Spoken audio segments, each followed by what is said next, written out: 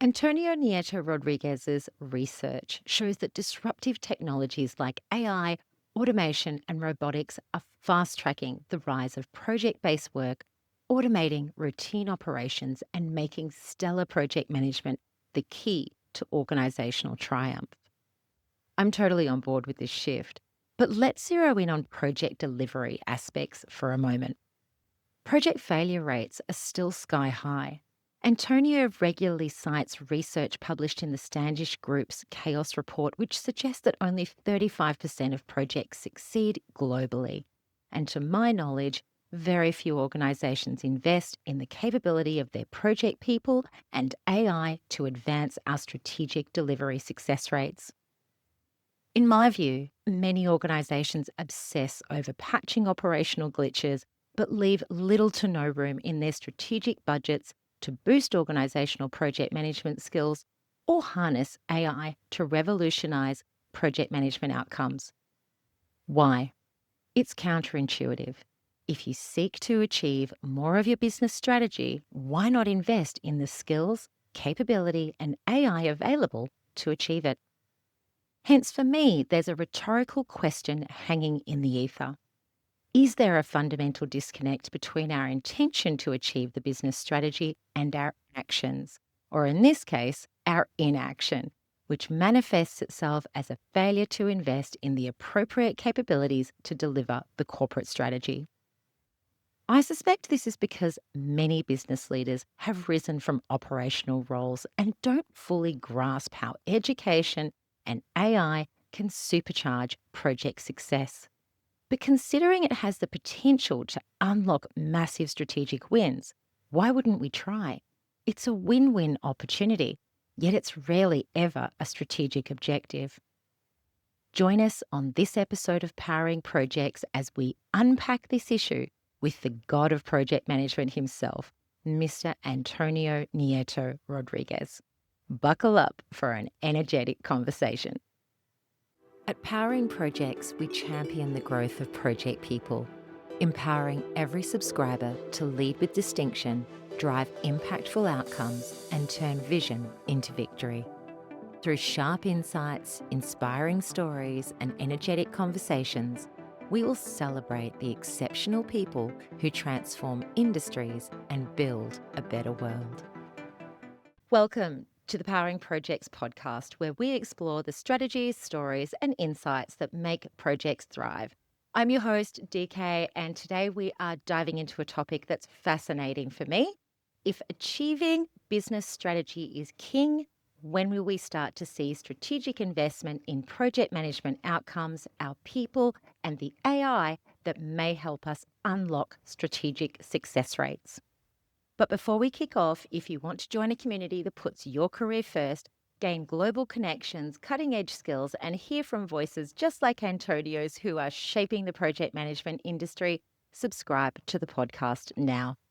And with no further ado, please let me introduce the world champion of project management, CEO and founder, business transformation specialist, PMI fellow and past chair, professor, author of the Harvard Business Review Project Management Handbook, and executive coach, Mr. Antonio Nieto Rodriguez. Welcome, Antonio. Thank you, Daniela. Thank you for having me in your Powering Project X podcast. I'm super excited. I'm looking forward to our discussion. Well, thank you. I'm so grateful that you've given me this honor, Antonio. Thank you very much. As author of the acclaimed Harvard Business Review Project Management Handbook and the HBR article, The Project Economy Has Arrived, he champions the idea that projects are the lingua franca of modern business, driving organizational transformation and success. A former chairman of the Project Management Institute and a PMI fellow, Antonio has been honored by Thinkers 50 with the Ideas into Practice Award and ranks among the top global management thinkers. He is the creator of the project economy and the project manifesto concepts, advocating for a project-driven approach to business and personal success. With an MBA from the London Business School, Antonio is a visiting professor at leading institutions like Duke CE an Instituto de Empresa, and a sought-after speaker at over 220 global conferences, and he's often rated the best. As the founder of ProjeX & Co.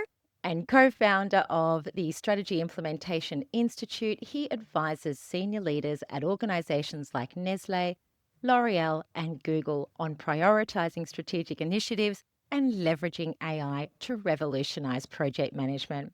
He's fluent in 5 languages and with leadership experience at GlaxoSmithKline, BNP Paribas Fortis, and PricewaterhouseCoopers. Antonio is passionate about improving project success rates to unlock organizational potential.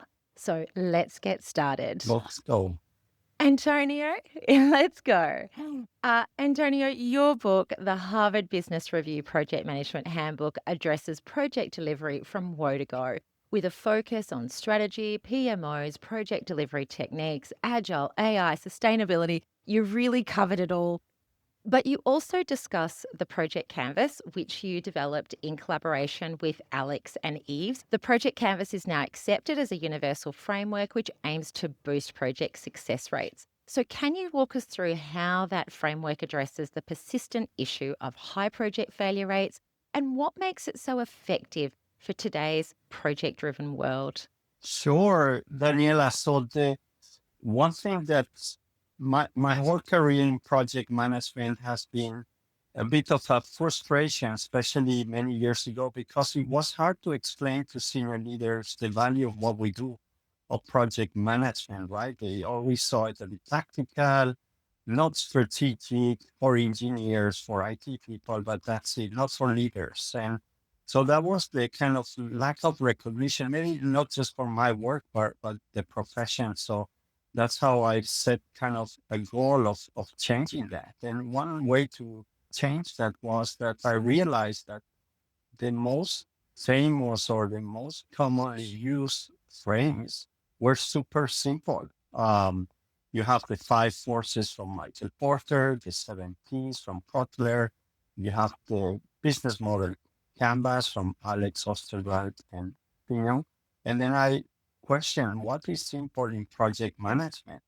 And there was nothing simple. Everything is super complicated from um, any project charter or methodologies from Prince2, PMBOK. And I'm not saying that's wrong, but it's too detailed for the majority. So that's how I said to develop a one pager where you could have a good discussion about the project without being a project management expert or a PMP. And so to get more engagement from the wider community, from the senior leaders. So that was the whole idea behind the project canvas. And I'm lucky to know a few of these gurus like Alex or Eve, and discussing with them.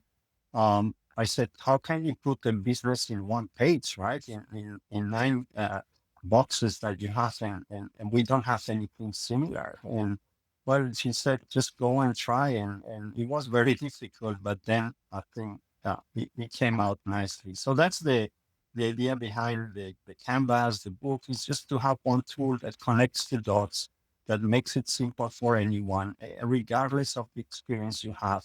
It's just a useful tool. It really is. I was having another look at it today and I was thinking he's really simplified this down to the key concepts. So you've done a really good job with it. What I liked most about the canvas, though, was the way that it sort of addresses the concept of a project driven organization. Mhm.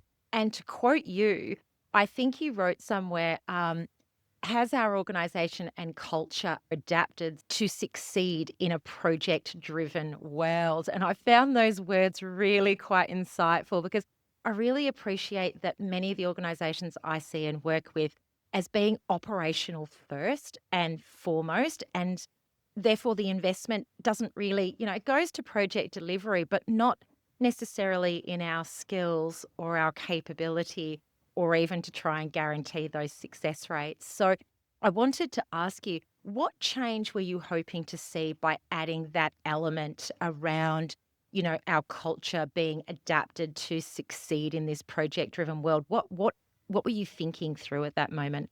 Well, what I was thinking, and now I'm more convinced that when you look at or deep dive into what causes project failure, there are three major dimensions or areas, and we would say, yeah, it's all the fault of the project manager or the methodologies, but that's just one of the dimensions. So, what is the scope of your project?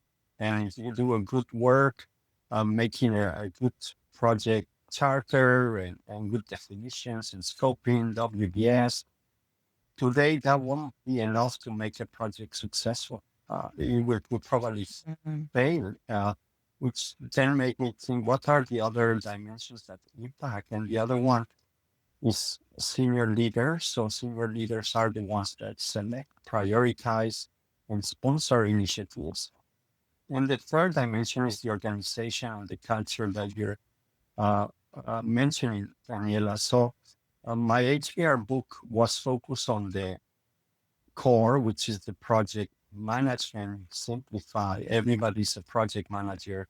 Most of them, they don't know it. Here's the handbook.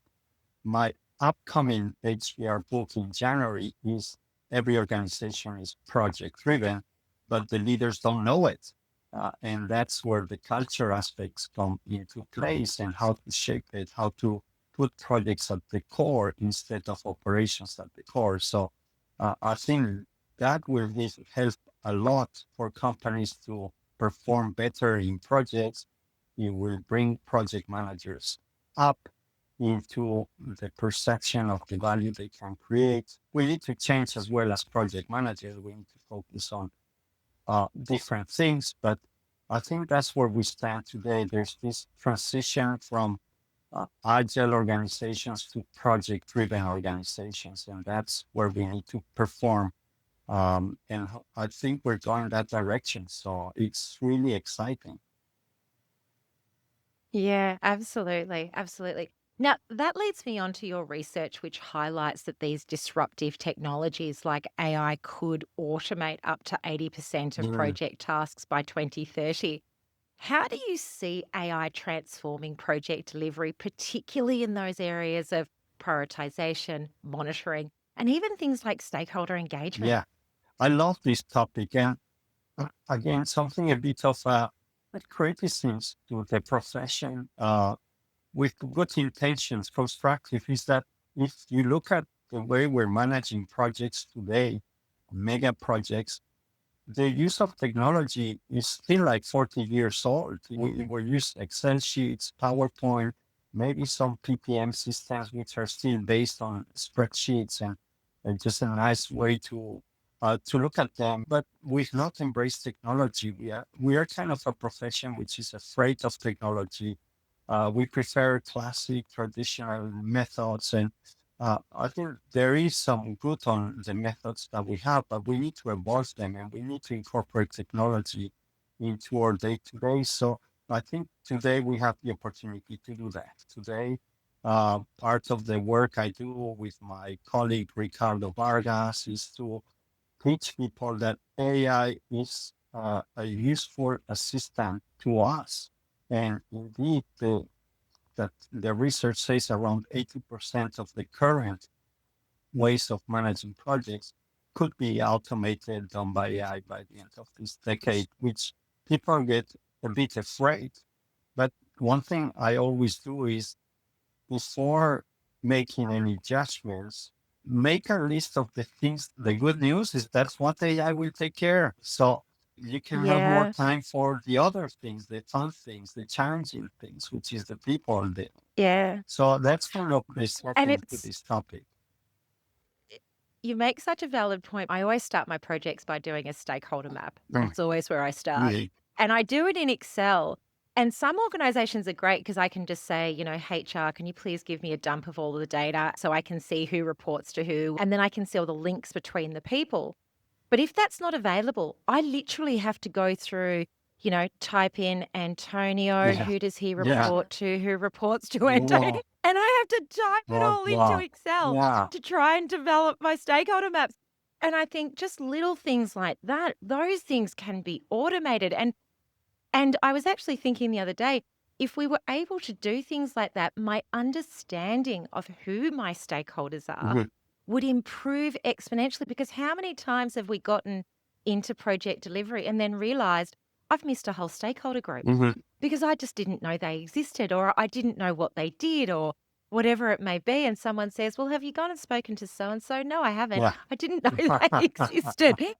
Little things like that, it will make an extreme difference. So I totally agree with you. Mhm. There are many things I'm happy for a machine to do. Exactly. So you've noted that 35% of the projects worldwide succeed, often due to leaders overseeing too many Mm. projects with limited visibility. And I see this a lot. I would also add that many business leaders have risen through the operational ranks and they lack those core project management skills, making it really difficult for them to coach project managers on skills and capability. So, in your view, why do so many organizations still prioritize operational issues over investing in project management capabilities and AI driven tools to try and improve our success rates? I think that's one of the core of the failure rates that you mentioned. Daniela is the middle management, the senior leaders who have come through the operational ranks and have very little experience on what is a project, what are the fundamentals, what's the role. And I think that's where we like to focus. What's interesting is that, for example, I do a lot of training in companies. They ask me, can you build competencies around modern project management? And I say, fine, but I need to train your leaders. Otherwise, it will not have any impact. So I think we need to force a bit the engagement of senior leadership to learn what it means to lead a transformation, what's different from running an operation teams than a project team. But I think it's interesting because these people have very little time. I have several LinkedIn learning courses, maybe 10, and I have one on sponsors, how to be an effective sponsor. This is the one that has least risk registrations, right? So people don't have Yes. time at that level to learn how to be a sponsor. But the way I turn this around, Daniela, is when I teach or speak to project managers, based on my own experience, is that we don't, if we have a project that has no sponsor and we need a sponsor, especially transformation projects, cross business unit projects, international projects. There's no sponsor, there's no one from the top who's committed, who's dedicating time. In the past, we just take it as a given and we'll do our best and we'll struggle and the project will fail almost for sure. But what I teach now is that we have more power than we think. If you don't have a sponsor, you have the right to stop the project immediately. Otherwise, you're not doing your job properly. And so I think we need to feel more empowered and say, without a sponsor, I don't continue. This is just, why don't we do it? Why don't we? Because that will save a lot of failures if we put or what we think it makes a project successful on the table. And if it's the CEO, have a frank conversation with the CEO and say, I'm responsible for this transformation. It's you, John. Don't have the time, let's stop it. Or give me somebody Mm, from your team that dedicates 1 hour per week so that we show that this transformation is strategic and leadership cares. So mm. I'm shifting the problem to us so that we can take action, right? So that seems to be working. I get people saying, wow, Antonio, that has changed a lot on the way I see my role. Yeah. I would definitely see that being a game changer Mhm. if organizations were able to implement it. But, you know, just thinking on personal experience and what I have seen, the sunk cost fallacy is a real thing. Sure. And I think as well, I even see this at the business casing level. You know, when I speak to PMs about their business cases and we review them, and um, you know, sometimes I say, but we have to hurry up and get this into delivery. And I say, but why? Yeah, Why do you have exactly. to hurry through it? Exactly. I often have to remind PMs, you're actually not accountable. So don't put that accountability on yourself. Your responsibility is to present the facts. Someone else has to make a decision about whether that investment is sound for this organization. That's not your responsibility. But I think it's because PMs derive such personal value from their Mhm. projects that they almost fall in love with their Yeah, projects. And from that perspective, they want them to continue. They want to breathe life into them. And for that reason, they don't stand back and actually say, no, no, this is not ready to progress yet. And I loved that about some of your theory because your theory really says go slower in ideation, go fast when you get to act. exactly. Yeah, and Yeah, I loved that. yeah. And Yeah. one thing that I also, based on what you're saying, Daniel, I think you're spot on, is also when you get like the mandate to develop a project from an idea is we could also push back and say, where this idea is not ready to be a project. We don't have enough elements, or maybe we miss some sustainability aspects, or did you think about that? So we Yes. have more power also at the entry of or the transition from idea to project to say, no, we need 1 month extra here. So why do we need to accept everything that comes from the top or from the sides? We need to stand firm and use our experience to really make projects successful and have the elements in place to make them successful. This is so true, Antonio. Um, okay, so once again, going back to that concept of many leaders coming from an operational background and they might lack some of that deep project management expertise, touching on everything we've just talked about. How can they better understand the strategic value of projects and take accountability for project outcomes? I mean, do you advocate for education and AI adoption at that strategic level, which you've talked Mhm. about? Is there anything more that you can tell us about how you advocate for it and which elements specifically you advocate for? I think for me, the bigger advocate goes towards understanding that projects are a way to deliver business value, create value for the organization. It's not secondary, it's not after operations.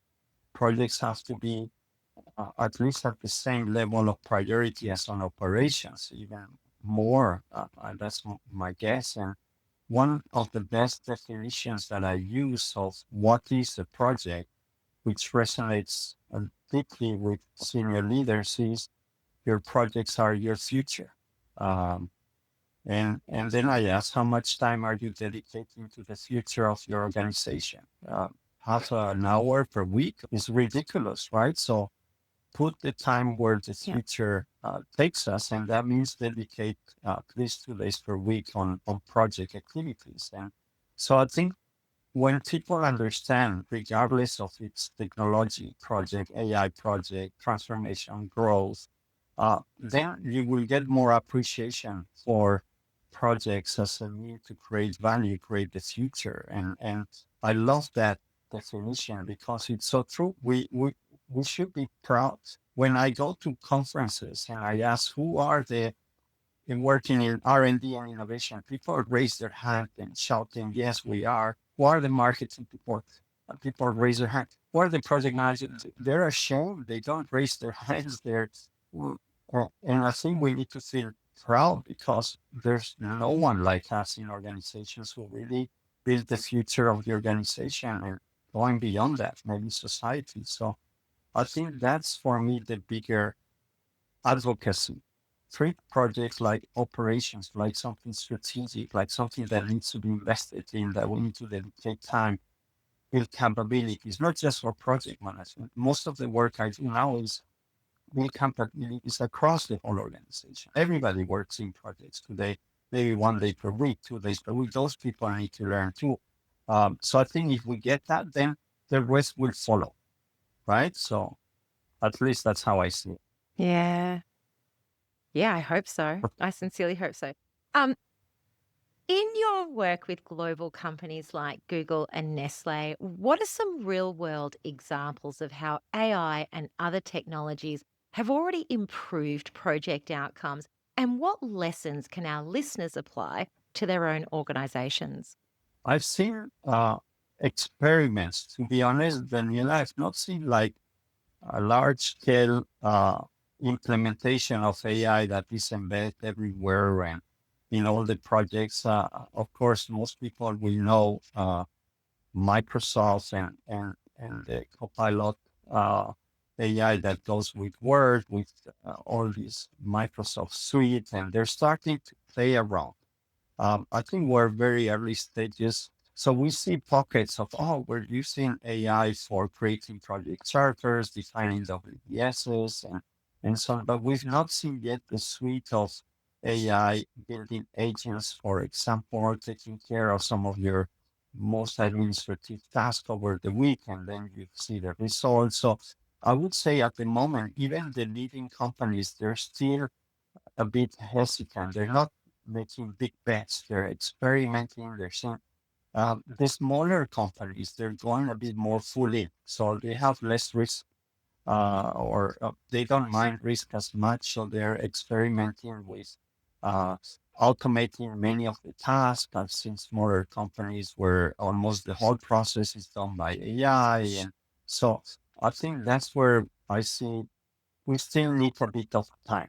Yes, the project selection, the monitoring, the taking decisions for you is still a bit early.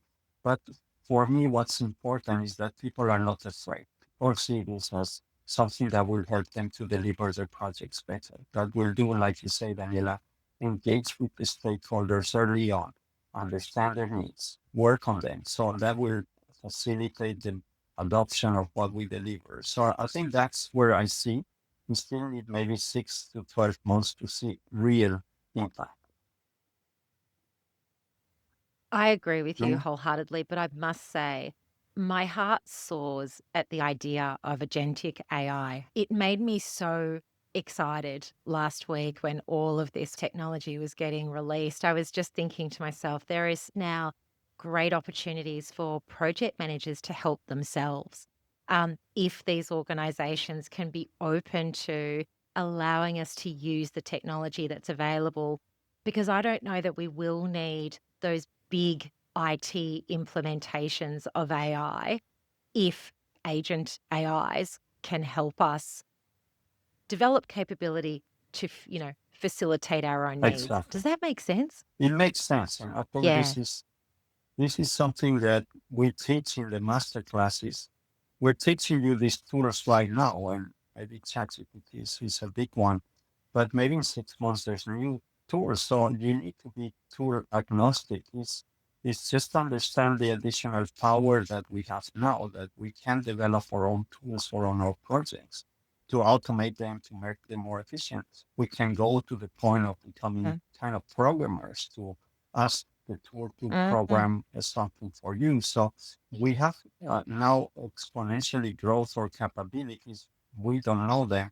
And how can we try to develop them and create that habit of every week spending 1 hour trying new tools? And I think this is super important. Yeah. Yeah. I love that idea.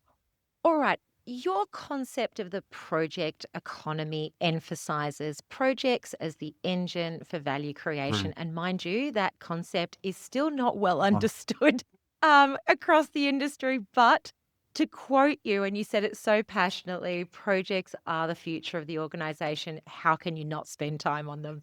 So, how can organizations shift their strategic focus to prioritize project based work and leverage the AI to stay competitive, especially in industries that are facing rapid disruption? I think just maybe for the listener. So what does it mean, the project economy? So when you look at any organizations, there's two big dimensions, two areas. One is running the business as usual. Some people talk or operations, right? That's the core of the business. And that's where most people spend their time and their rewards, the recognition, the performance. It's all focused around operational activities. The supply chain, that's operational. And then you have projects, which is changing the, the business, right? And making it better for the future, adding new products or services so that it grows. So the focus so far, the last century operations, and how can we make them more efficient, more automated, less people involved, cheaper. So that's where you see ERP systems like SAP automating the operations to the maximum. So what has happened over the last 20, 30 years is that people start having not just operational work, but they start to have a bit of work in the operation, in the project side. So, okay, can you be part of this project? It's just half a day per week. And then another project, then it's 1 day per week. And then, so most of the people, they are with one foot on the operations, one in the project. So that's where most companies are right now. The project economy is when artificial intelligence and robots will be cheap, you will be able to buy them, they work, they will take over most of the operational activities. So there will be very few people working in operations. And then there's a shift of the type of work. So we will not need people for doing operational activities. The people will be asked to work projects, agile teams, innovation, product development, and so on. So that's what I call the project economy. The future of work is not whether you work from home or from the beach or that's very superficial. The type of work is changing. It's not like a routine type of work that's disappearing, whether it's marketing, sales, operations, logistics, finance, HR. The operational part is disappearing. So everybody will be doing projects, not just project managers, but everyone. And that's where we are today. And just to give you an example, two banks went through this change over the last 10 years after they had a big crisis. I was part in that crisis. I was working for a bank, and today in a bank, there's more IT people than bankers. Um, and there's all the operations are almost automated. You can do it through the phone or the website. So that's an example where today in a bank, most people are working agile teams, product teams, project teams, and the operations are almost fully automated. And that's kind of where I think we're heading. And I'm almost sure we're heading that way. I am definitely seeing that shift. It's happening in more organizations than we realize. Um, Looking ahead, what is one bold step that project leaders or business leaders can take today to embrace capability enhancement and AI-driven project management and reduce those failure rates to ensure that their organizations thrive in the project economy? Wow, that's a great question, Daniela. What is the most challenging? I would maybe tell you three things that I cover more in my upcoming book. One of them is the habit of stopping projects. So I think one of the biggest diseases that we see in organizations is they have way too many projects.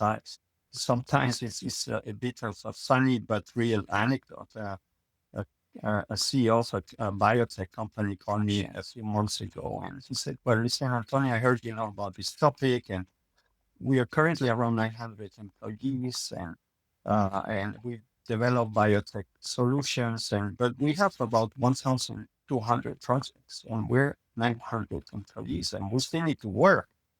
So can you help me? Can you help us? We have more projects than people. How is that possible? And this is not just a project driven. So what happens is that companies love to start projects. Human beings love to start projects. When you launch a project, well, you just call a kickoff meeting and everybody wants to be there, right? And if you're not invited to a kickoff, you're upset and you feel left outside. But then the second meeting, nobody shows up because that's when you start splitting the work. And so we launch projects too easily, then you don't finish them, or it's just very hard. Or if you launch more projects than you finish, you have a big project problem.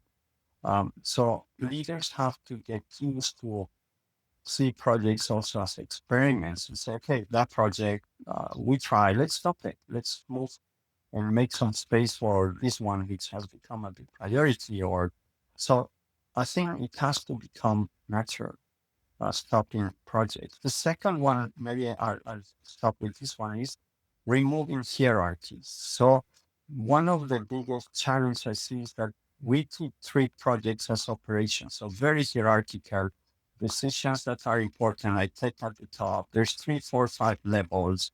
And that's a big mistake. Projects are often around co-creation. Co-creation means that anybody, regardless of your position in the organization, you have a voice, you have a decision, power.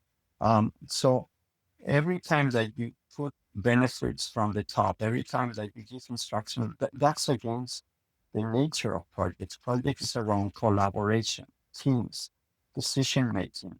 So when you say to a company, you need to remove your hierarchy for projects, because in projects there's no hierarchy, they get shocked, right? What's my role? I'm the boss. I'm here. I don't have.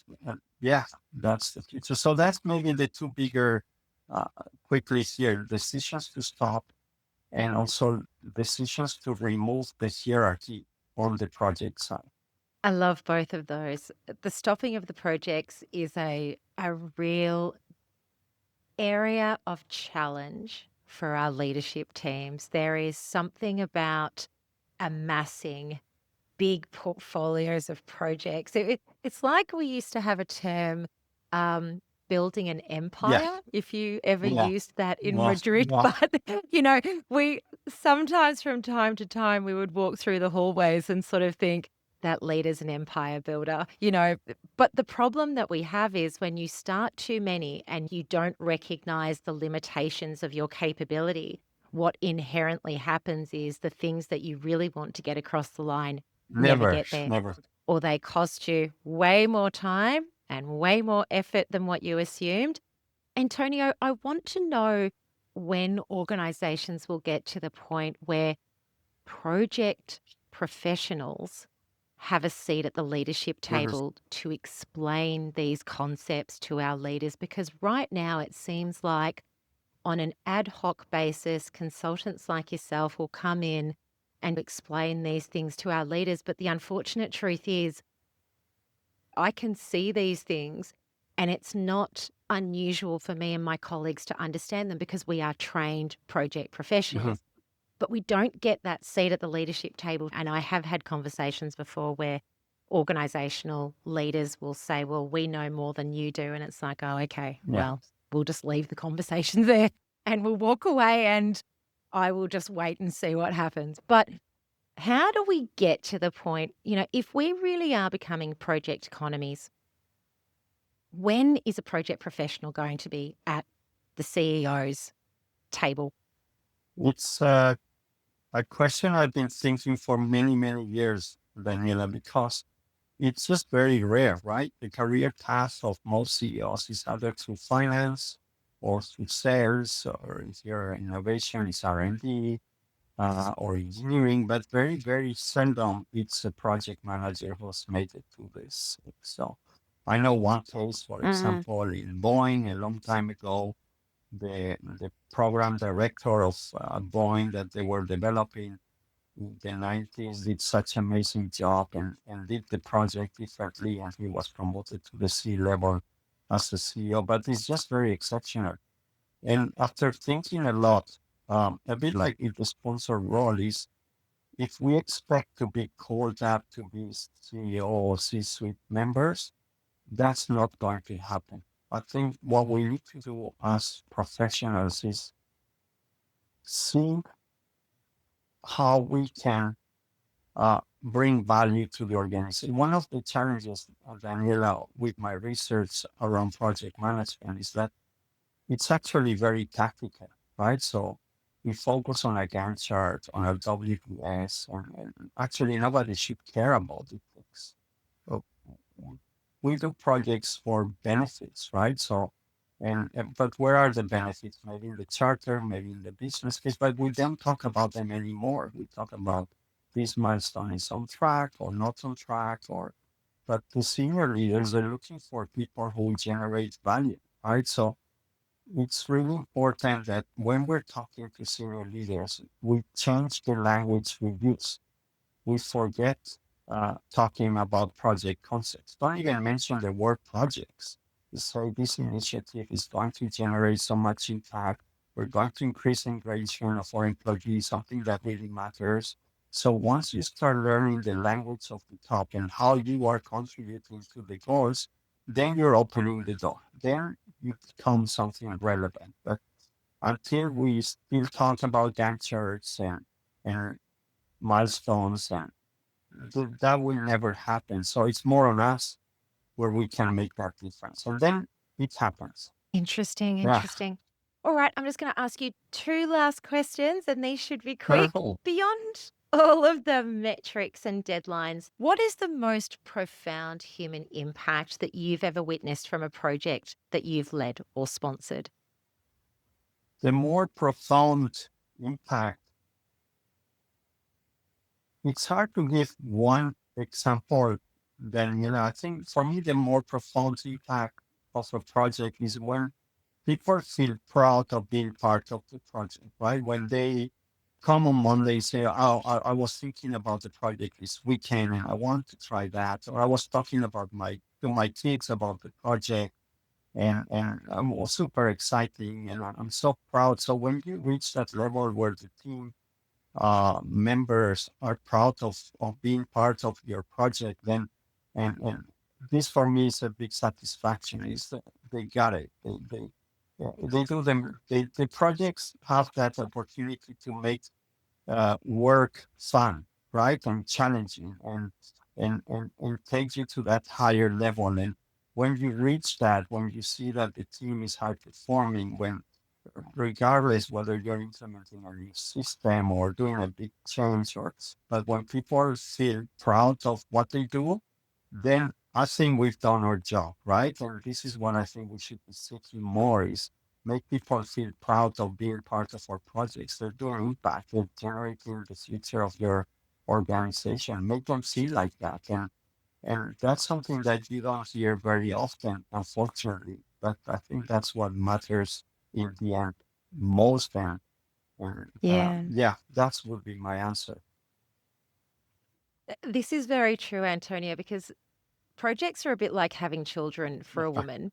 I can't remember the pain, but I can remember the outcome. So that's a really good position. Yeah, exactly. Exactly. So, no, I love that. And just one last question. As a project manager, are you still learning with every project? Oh, yes. I think another of the nice things about projects versus operational work is that every project, regardless of the experience and the years it's such a nice opportunity to learn from the content, learn from the people.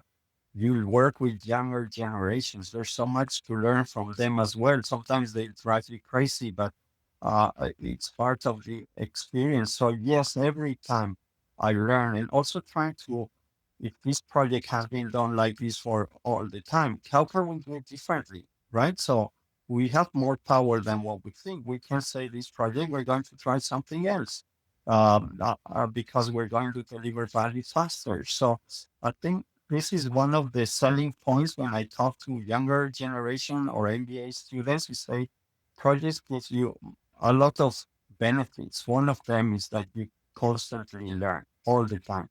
Absolutely. So that's it for us Wow. for today. So as we wrap up, I just wanted to say a very big thank you to Antonio. I cannot tell you how excited I was when you responded to Okay. me on LinkedIn. I was very, very shocked and very, very happy. So thank you so much for joining us today. It was lovely to pass the time with you and to talk about my favorite topics, being strategy, AI, and projects. Love it. And of course, I highly, highly recommend that everybody go and buy your book, the masterpiece that is Harvard Business Review's Project Management Handbook. It was an absolutely fabulous read. And as I've mentioned before, I would happily read it twice. And I must say, I reread 4 chapters this morning, which every time I read it, I feel like I take Wow. something new from it. So it's a Not really. fantastic book. And did you say earlier you're writing another one, Antonio? Yes, Daniela, it's writing is almost done, so we start promotion, and it's with Harvard Business Review, and will be published on the 20th of January with a big webinar for free for many people. So I will make sure you're invited, Daniela. Yes, Oh, I would love that. Thank you so, so much. Actually, one day I'm actually going to buy the hard copy because I did buy it on Audible. awesome. so I can read it Wow. while I'm cleaning the house, you know. But I will buy a hard copy, and if I ever meet you, I will get you to Sure. sign it for me. Okay. So thank you as well to all of our faithful listeners for tuning into this episode of Powering ProjeX. And as you know, I really welcome your feedback. So feel free to drop me a comment, a suggestion, and thank you in advance for sharing that with me. Also, if you'd like to show your appreciation for the podcast and the work that we do, please feel free to buy me a coffee at buymeacoffee.com/powering projects. And in closing, if you want to join a community that puts your career first, gain global insights and connections, cutting edge skills, and hear from voices just like Antonio's who are shaping the project management industry, please do subscribe, drop us a review, and tell your friends. So as we sign off on this episode, please do remember that projects power progress. And with Antonio's insights, we're ready to harness AI and strategic focus to make every project a win. Thanks for tuning into Powering ProjeX, and until next time, keep powering those projects from vision to victory. It's DK and Antonio signing out. Thank you. Bye. The content provided in this podcast is for informational and educational purposes only and does not constitute professional, legal, or financial advice. The opinions expressed by the host and guests are their own and do not necessarily reflect the views of any affiliated organisations or sponsors. While we strive to provide accurate and up-to-date information on project management methodologies and related topics, no guarantee is made regarding the completeness, accuracy, or applicability of the content to your specific circumstances. Listeners are encouraged to consult with qualified professionals before making decisions based on the information shared in this podcast. The hosts, guests, and producers are not liable for any losses, damages, or outcomes resulting from the use of this podcast's content. By listening to this podcast, you agree to assume all risks associated with the application of the information provided. Thank you for tuning in, and we hope you'll find value in our discussions.